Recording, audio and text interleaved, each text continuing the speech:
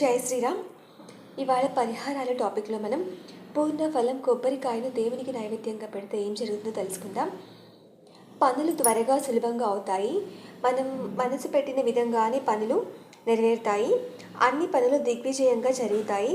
పని చేసి పెట్టేవారు మంచి స్నేహితుల్లాగా పనిచేసి పెడతారు. పైగా అధికారుల నుంచి ఎటువంటి సమస్యలు రావు.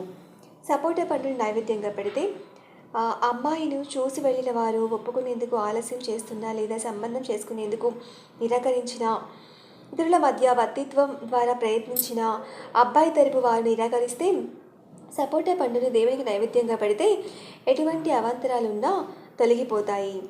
కమలా పండు నైవేద్యంగా పెడితే నిలిచి వేరు వేరు కారణాలతో పనులు నిలిచిపోతే కమలా పండును దేవుడికి నైవేద్యంగా ఉంచితే నమ్మకమైన వ్యక్తుల ద్వారా అయ్యే పనులు పూర్తవుతాయి. జై శ్రీకృష్ణ.